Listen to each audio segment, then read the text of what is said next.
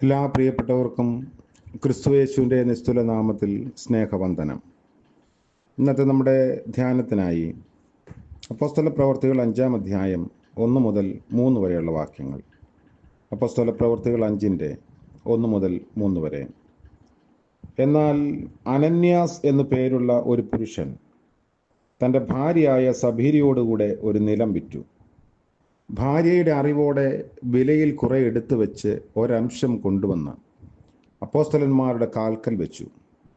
അപ്പോൾ പത്രോസ്, അനന്യാസേ, പരിശുദ്ധാത്മാവിനോട് വ്യാജം കാണിപ്പാനും നിലത്തിൻ്റെ വിലയിൽ കുറെ എടുത്തു വയ്പ്പാനും സാത്താൻ നിന്റെ ഹൃദയം കൈവശമാക്കിയത് എന്ത്? കർത്താവിൻ്റെ പരിശുദ്ധനാമം വാഴ്ത്തപ്പെടുമാറാകട്ടെ.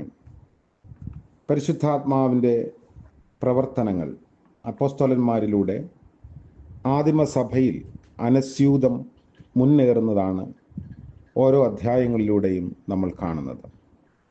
ആദിമസഭ തങ്ങൾക്കുള്ളതെല്ലാം വിറ്റ് അതിൻ്റെ ഓഹരി അപ്പോസ്തലന്മാരുടെ കാൽക്കൽ വയ്ക്കുകയും എല്ലാവർക്കും തുല്യമായി അവരവരുടെ ആവശ്യത്തിനനുസരിച്ച് പങ്കിട്ട് കൊടുക്കുകയും ചെയ്ത, ഒട്ടും മനസ്സിൽ കളങ്കമില്ലാതെ വ്യാജമില്ലാതെ മുന്നോട്ട് വന്ന സമൂഹമാണ്. അതിൽ നിന്ന് വ്യത്യസ്തമായ ഒരു സംഭവമാണ് ഇവിടെ നമ്മൾ കാണുന്നത്. ആത്മനിറവുള്ള സമൂഹത്തിൻ്റെ ആന്തരിക ജീവിതത്തിലേക്ക് വെളിച്ചം വീശുന്ന സംഭവമാണ് അനന്യാസ് സഫീറ ദമ്പതികളുടേത്. വെളിയിൽ നിന്ന് സഭയെ തകർക്കാൻ സാത്താൻ്റെ കുതന്ത്രമായിരുന്നു സന്നദ്രീം സംഘത്തിൻ്റെ വിലക്ക്. അതുകൊണ്ട് മാത്രം അവൻ അടങ്ങിയില്ല. സഭയ്ക്കുള്ളിൽ നിന്ന് വിശ്വാസികളെ ഉപയോഗിച്ച് തകർക്കാനുള്ള ശ്രമമായിരുന്നു അടുത്തത്. അനന്യാസ് സഫീറ ദമ്പതികളെയാണ് അതിനുവേണ്ടി ആയുധമാക്കിയത്. നിൽക്കുന്നു എന്ന് തോന്നുന്നവൻ വീഴാതിരിപ്പാൻ നോക്കിക്കൊള്ളട്ടെ എന്ന് വിശുദ്ധ പൗലോസ് കൊരിന്ത്യ സഭയോട് പറയുന്നുണ്ട്. അനന്യാസ് സഫീറ ദമ്പതികളെ വീഴ്ചവൻ ഇന്ന് നമ്മെയും വീഴ്ത്താൻ ഒട്ടും മടിക്കയില്ല. ആദിമസഭയുടെ തെളിച്ചത്തിന് മങ്ങലേൽപ്പിക്കുന്നതായിരുന്നു ഈ കറുത്ത അധ്യായം. അത് മറച്ചു വയ്ക്കാതെ പരസ്യമാക്കി വിവരിച്ചിരിക്കുകയാണ്. തിരുവചനത്തിൻ്റെ വിശ്വാസ്യതയ്ക്ക് മകുടോദാഹരണമാണിത്. വെളുത്ത വശം മാത്രമല്ല, കറുത്ത വശവും എടുത്തു കാട്ടുന്നു.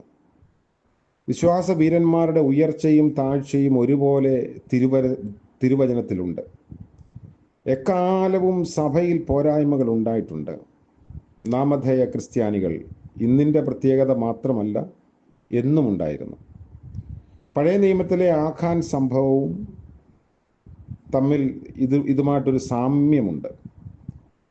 വഞ്ചനയും കാപട്യവും ദൈവജനത്തിൻ്റെ സാക്ഷ്യത്തിന് ദോഷം ചെയ്യുന്നു എന്ന് ഇരു സംഭവങ്ങളും വ്യക്തമാക്കുന്നു. മുട്ടുള്ളവരാരും ആദിമസഭയിൽ ഉണ്ടായിരുന്നില്ല എന്ന് പറയത്തക്കവണ്ണം എല്ലാവരും പരസ്പരം കരുതി. നിലങ്ങളുടെയോ വീടുകളുടെയോ ഉടമസ്ഥരായവർ അവയെ വിറ്റ് വില അപ്പോസ്തലന്മാരുടെ കാൽക്കൽ വയ്ക്കും.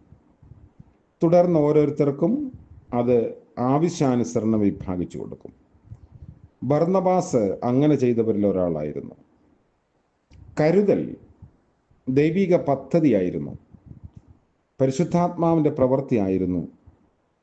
എന്നാൽ അനന്യാസ് സഫീറ സംഭവം നമ്മെ ഓർമ്മിപ്പിക്കുന്ന കാര്യങ്ങൾ മറ്റ് ചില നമ്മൾ ഓർത്തിരിക്കേണ്ടുന്ന മുന്നറിയിപ്പുകളാണ്. പരിശുദ്ധാത്മാവിനെതിരായ പാപം. വ്യാജം കാണിക്കാൻ ദുരാലോചന നൽകിയത് സാത്താനാണ്. അവൻ്റെ ആലോചനയ്ക്ക് അവർ കീഴ്പ്പെടുകയും ചെയ്തു. ആരുടെ പരിപോഷണത്തിൽ നമ്മെ ഏൽപ്പിച്ചു കൊടുക്കുമോ അതിനനുസരിച്ചായിരിക്കും ജീവിത വിജയവും. സാത്താൻ്റെ ആലോചനയ്ക്ക് വശംവദരായാൽ സാത്താൻ്റെ ശക്തിയായിരിക്കും നമ്മിൽ വിജയിക്കുക. എസ്കിമോ വർഗത്തിൽപ്പെട്ട ഒരു മുക്കുവൻ എല്ലാ ശനിയാഴ്ചയും കറുത്തതും വെളുത്തതുമായ 2 നായ്ക്കളുമായി പട്ടണത്തിൽ വരുമായിരുന്നു. നായ് പോരാട്ടം കാണികളെ രസിപ്പിക്കും. ഏത് നായ് ആയിരിക്കും ഒടുവിൽ ജയിക്കുന്നതെന്ന് ചോദിച്ച് അവരുമായി അവർ വാതുകെട്ടും. കാണികൾ എന്തു പറഞ്ഞാലും മുക്കുവൻ പറയുന്ന നായി ആയിരിക്കും വിജയിക്കുക. പല പ്രാവശ്യമായപ്പോൾ കാഴ്ചക്കാര് അതിൻ്റെ രഹസ്യം ചോദിച്ചു. അവൻ പറഞ്ഞു, ഒന്നിനെ ഞാൻ പോഷിപ്പിക്കും, മറ്റതിനെ ഞാൻ ശോഷിപ്പിക്കും. ഏതിനെയാണോ ഭക്ഷണം നൽകി പോഷിപ്പിക്കുന്നത് അതായിരിക്കും സ്വാഭാവികമായി ജയിക്കുക. പരിശുദ്ധാത്മാവിൻ്റെ പോഷണത്തിൽ നാം നിൽക്കുന്നെങ്കിൽ മാത്രമേ സാത്താൻ്റെ മേൽ വിജയം വരിക്കാൻ നമുക്ക് സാധിക്കൂ. സാത്താൻ്റെ ആലോചനയ്ക്ക് കീഴ്പ്പെടുത്തി കഴിയുമെങ്കിൽ വ്രതന്മാരെ പോലും തെറ്റിക്കത്തക്കവണ്ണം അവൻ സദാ കിണഞ്ഞ് പരിശ്രമിക്കുന്നുണ്ട്. അവനെ ചെറുത്ത് മുന്നേറണമെങ്കിൽ സമ്പൂർണമായ സമർപ്പണം അനിവാര്യമാണ്. പരിശുദ്ധാത്മാവ് സത്യത്തിൻ്റെ ആത്മാവാണ്. സത്യമെന്തെന്നറിഞ്ഞിട്ടും മനഃപൂർവ്വമായി അവഗണിച്ച് വ്യാജം പ്രവർത്തിച്ചാൽ സത്യമായത് ഗ്രഹിക്കാനുള്ള കഴിവ് തന്നെ നഷ്ടപ്പെടും. നമ്മുടെ കൈ തഴമ്പിച്ചു പോയാൽ വേദന അറിയാത്ത അവസ്ഥയാകുന്നത് പോലെ മനുഷ്യപുത്രൻ്റെ നേരെ ഒരു വാക്കു പറയുന്ന ഏവനോടും ക്ഷമിക്കും, പരിശുദ്ധാത്മാവിൻ്റെ നേരെ ദൂഷണം പറയുന്നവനോടോ ക്ഷമിക്കയില്ല. പാപം ഏറ്റുപറയുന്നവനാണ് പാപക്ഷമ ലഭിക്കുന്നത്. സത്യത്തിൻ്റെ ആത്മാവായ പരിശുദ്ധാത്മാവിനെതിരായി പാപം ചെയ്യുന്നത് മൂലം പാപത്തെക്കുറിച്ചുള്ള ബോധം തന്നെ നഷ്ടപ്പെടും. രണ്ടാമത്, കാപട്യം ദൈവം വെറുക്കുന്ന പാപമാണ്. അല്ലാത്തത് ഭാവിക്കുന്നതാണ് കാപട്യം. നമ്മുടെ കർത്താവ് വെറുക്കുന്ന പാപം അതാണ്. പരീശന്മാരുടെയും ശാസ്ത്രിമാരുടെയും കപടഭക്തിയെ കർത്താവ് വിമർശിച്ചിരുന്നു. കപടഭക്തി കൊണ്ട് കുറേ നാൾ പിടിച്ചു നിൽക്കാൻ കഴിഞ്ഞു എന്ന് വന്നേക്കാം, ആത്യന്തികമായി തകർന്നു പോകും. ബാഹ്യമായി വിശ്വാസ സമൂഹത്തിലെ അംഗം, പേരിൽ മാത്രം ആന്തരികമായി സാത്താൻ്റെ ആലോചനയിലും പുറമെ ഒന്ന് ഭാവിക്കുകയും മറ്റൊന്ന് ചെയ്യുകയും ചെയ്യും. പുതിയ ദിനത്തിൻ്റെ പ്രഭാതത്തിൽ നമുക്ക് ലഭിക്കുന്ന ചിന്ത, ദൈവം നമുക്ക് നൽകിയിരിക്കുന്നത് മറ്റുള്ളവരുമായി പങ്കിടാനുള്ള സമർപ്പണം ആവശ്യമാണ്. മറ്റൊന്ന്, അതിൽ കൃത്രിമത്വം കാണിക്കാതിരിക്കുക. പരിശുദ്ധാത്മാവിനെതിരെ പാപം ചെയ്യാതിരിക്കുക. പത്രോസ് അവരോട് ചോദിക്കുന്ന ചോദ്യം വളരെ പ്രധാനമാണ്.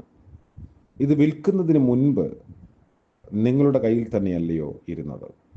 ആരും നിർബന്ധിച്ചില്ല. എന്നാൽ ഒരു കപട മുഖമണിഞ്ഞ് അതിൽ ഒരാളായി തീരാൻ ശ്രമിക്കുന്നു.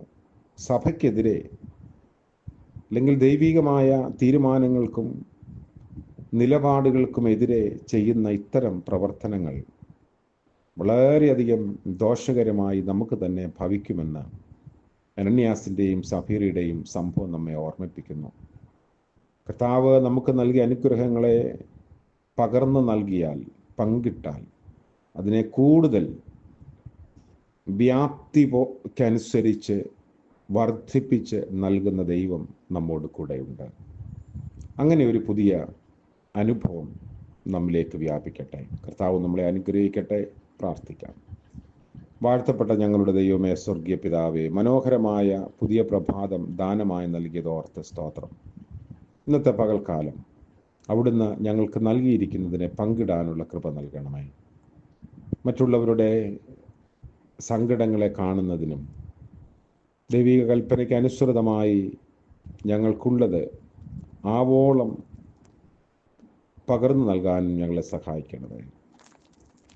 വ്യാജം കാണിക്കാതെ, കപടമുഖമില്ലാതെ സുതാര്യമായി ജീവിക്കാനുള്ള കൃപ ഞങ്ങൾക്ക് നൽകണമേ.